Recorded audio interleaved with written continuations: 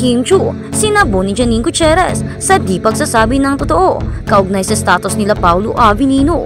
Isang mainit na usap-usapan ang nabuo sa pagitan ni Kim Chiu at Janine Gutierrez kung saan sinabing sinabun umano ni Janine si Kim dahil hindi sa pagsasabi ng totoo kaugnay sa tunay na estado ng relasyon nila kay Paulo Avelino. Ang isyong ito ay mabilis na kumalat at naging sentro ng atensyon sa social media at showbiz circles. Ayon sa ilang sources, nagkaroon ng tensyonal na pag-usapan ang dalawa sa isang event kung saan kwestiyon umano ni Janine ang pagiging tahimik ni Kim tungkol sa kanyang tunay na relasyon kay Paulo. Si Janine na dati ring naugnay kay Paulo ay tila nakahanap ng kasagutan mula kay Kim. Bakit hindi mo pa aminin kung ano talaga kayo ni Paulo? Ang daming naghihintay ng sagot. Ani pa umano ni Janine. Ang tagpong ito ay naganap sa likod ng kamera, ngunit mabilis itong kumalat matapos may makakita at magbahagi ng impormasyon sa social media.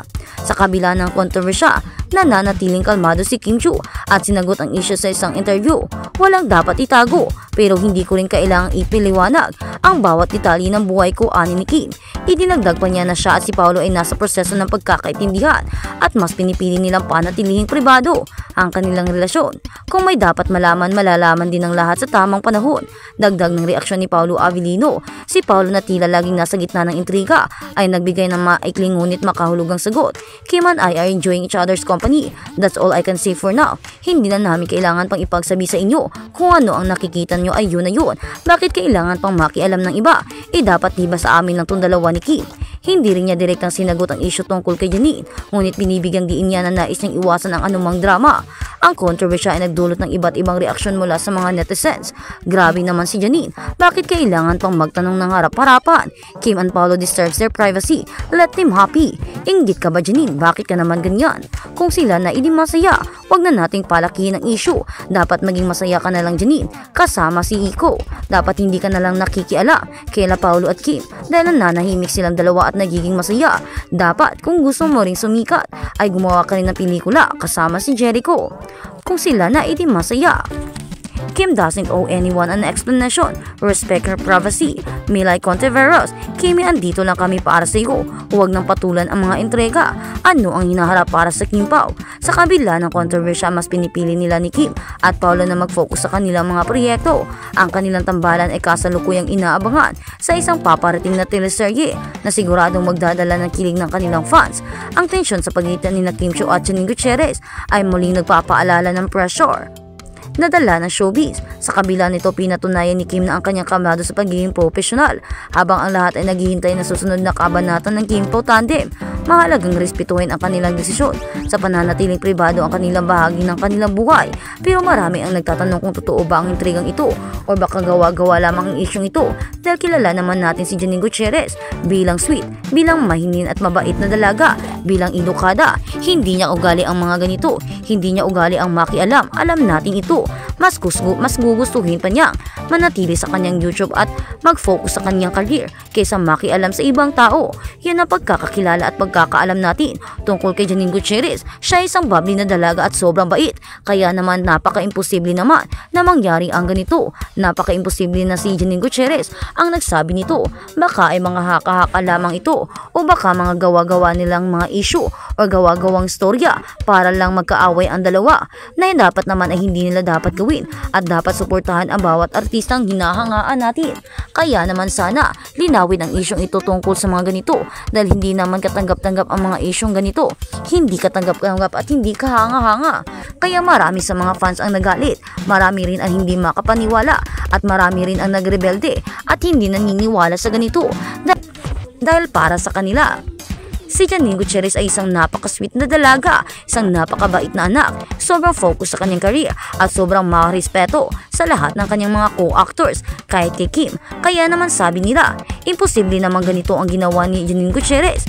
Panigurado, hindi ito ang ginawa ni Janine. Panigurado gawa-gawa lamang ito ng mga bashers para lang siraan si Janine at paniguradong gawa-gawa lamang ito upang pag-awayin ang dalawa na hindi naman na dapat gawin dahil may kanya-kanya naman na silang buhay, may kanya-kanyang career. Kaya ang paggawa na ito ay wala ng kabuluhan, wala na dapat ganito, hindi na dapat gumagawa ng issue dahil hindi naman ito mahalaga at walang kabuluhan.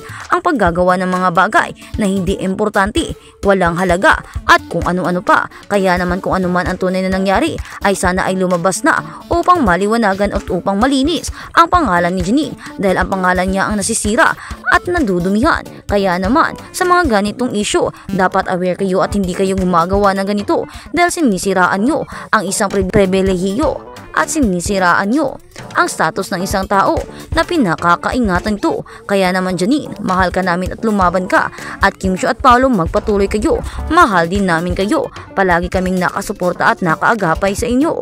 At sa kabilang banda, Metro Exclusive, paghahanda kasama si Kim Chiu para sa ABS-CBN Ball 2025. Binigyang giinityo ang eksklusibong access ng Metro Manila sa kanyang paghahanda sa silid para sa ABS-CBN Ball dahil ito ang unang pagkakataon na nagkaroon ng spring formal na tema at dress code.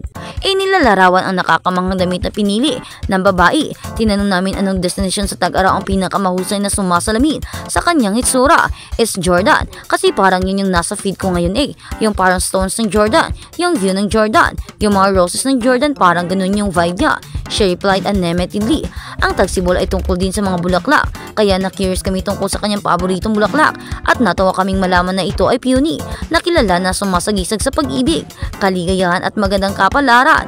Dahil kilala na si Kim sa pag-champion ng healthy at active lifestyle, nililimitahan lang daw niya ang kanyang karera. Matatamis na intake ng carb para makapaghanda para sa ABS-CBN Ball at mas maipakita ang kanyang side-bearing outfit, kasi pag kumakain ka ng sweets na pupunta siya sa loob ng handles. Sa Hindi Mo Na Ako Sweets for 1 week, kasama ni Kim sa red carpet ang kanyang My Love Will Make You Disappear leading man na si Paolo Avellino, na minarkahan ang unang pagkakataon na magkasama silang dumalo sa prestihiyosong event.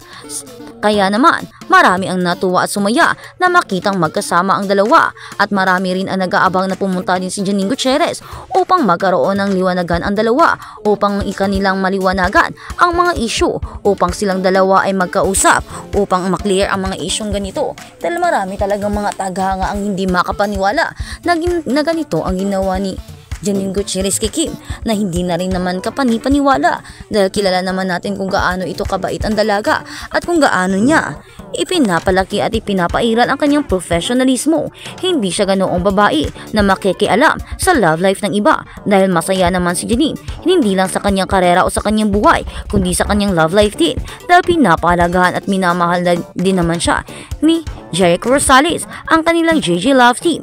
Marami ang sumaya at umahanga sa kanilang dalawa at gayon din kina Paolo at Kim. Kaya naman wala na dapat pang intriga, wala na dapat pang ipagkukumpara at wala na dapat ganitong mga issue.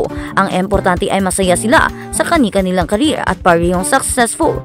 Kaya naman, kung sino man ang nagpakalat sa mga isyong ito ay sana liwanagin ninyo at sana i-clear ninyo at sana ayusin ninyo ang ginagawa ninyong issue